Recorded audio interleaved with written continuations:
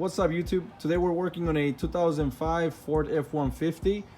Problems we're getting, the symptoms we're getting is the truck is misfiring, stalling, lack of power.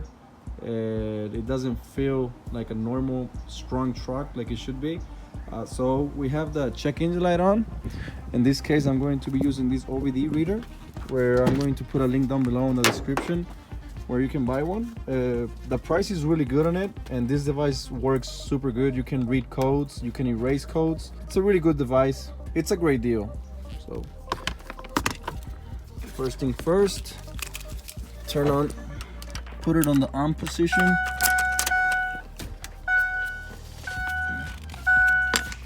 Then we connect this right here.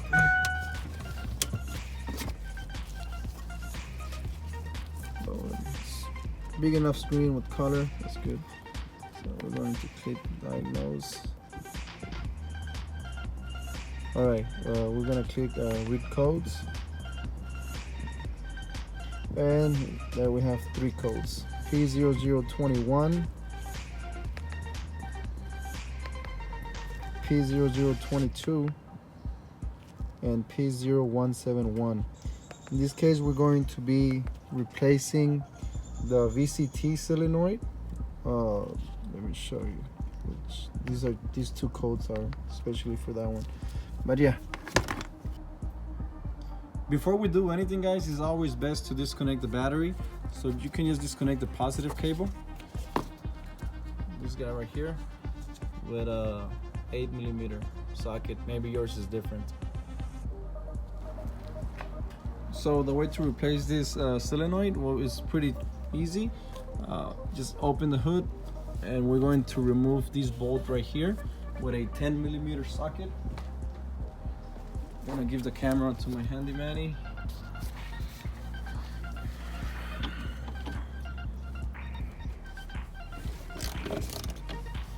And the cylinder we're going to be removing is the bank 2, which is on the driver's side. Bank 1 is going to be on the passenger side.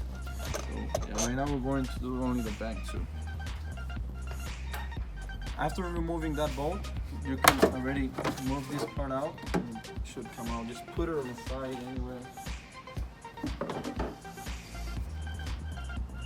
Alright, that's the solenoid right there. It's underneath here. It's a little bit hard to get out because this is on the way. So there's 3 bolts holding this together. You can remove them with a 8mm socket, this one right here, and then there's 2 right here. I already took this one out. This one you don't have to remove it all the way, just a little bit, and then you can just push this there. You can just put this on the side, and now we have more angle. You can see it better. To remove this bracket right here, we have to remove a bolt that's down there with a 18mm socket. It's really hard because you can't really see it, but I got the ratchet in there, and I'm already loosening it up. So let me see if I can show you. It's right there. Once we remove this bracket, we're going to have more space to work on this guy right here.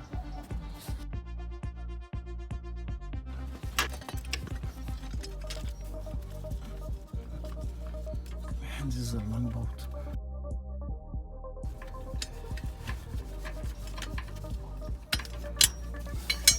Wow, there it is. Wow, it's really thick.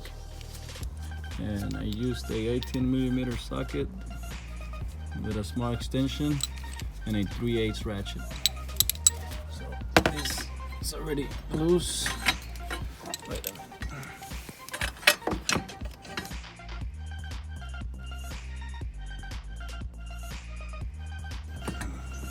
Yeah, just wiggle it out, comes out.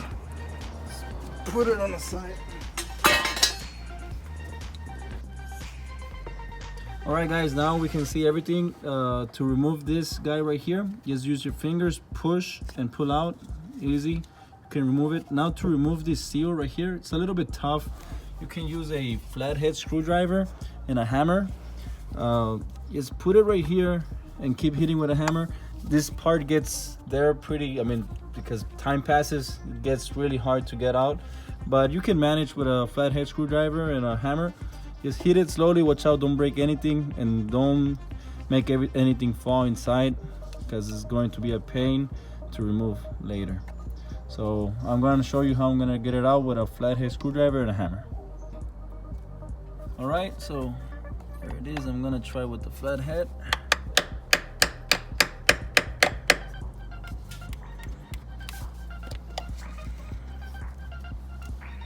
And just hit it from all the sides a little bit.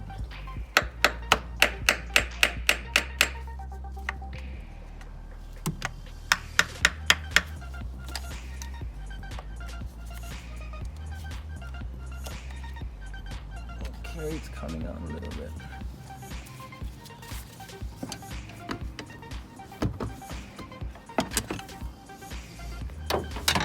Now at this point, may use can use some pliers.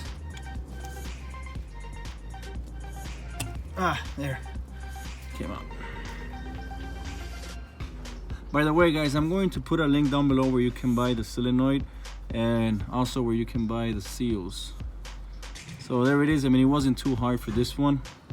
I remember I did one and it was a pain in the butt to get out. Yeah, there it is. So flathead screwdriver, hammer, and at the end you use some pliers to take it out. So there it is, guys. That's the guy we have to replace.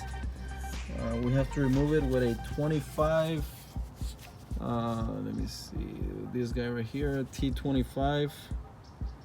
Now it's a bit scary to remove this bolt because you might drop this inside. So please, guys, be very careful. Do not drop this. I'm going to show you a little trick that I did so I don't drop it. Let me show you. So I'm going to be using this with this right here. So I'm gonna put it here. So what I'm gonna do is I'm gonna put duct tape. You can use any tape, but make sure it's strong. So let me show you. This is just to play it safe.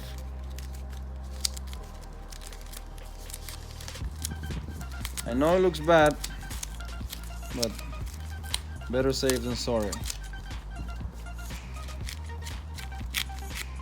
There, see? It won't fall. All right, now that we use our MacGyver skills on this screwdriver, we can already put this right here. And don't worry about the screw falling down. It won't. It's stuck to the solenoid, so it won't fall. Wow, that was hard.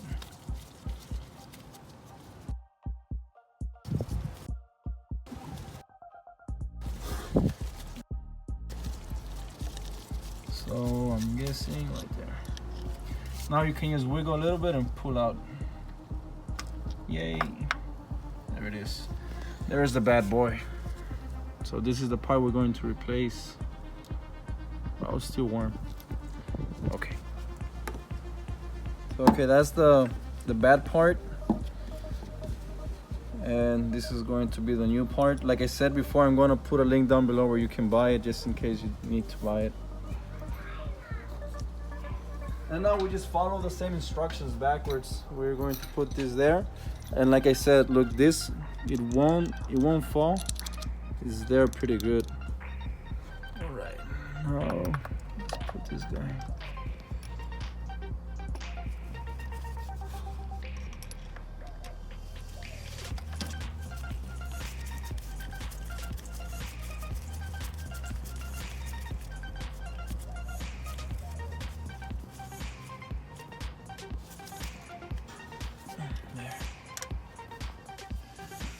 Alright guys, now it's time to put the seal back in. I'm going to put a link down below where you can buy one as well. Now it's easy to put it. Remember, this part is longer than this part right here at the bottom, and same thing is right here. This part is longer than right here. So we're just gonna put it like this and try to push it with your fingers the most you can. Then just get like a small hammer or anything and try to tap. Just tap gently so it goes all the way in. Watch out, do not hit this part right here. Just hammer this part right here. You can also use maybe something like this to put right here and then just hit it.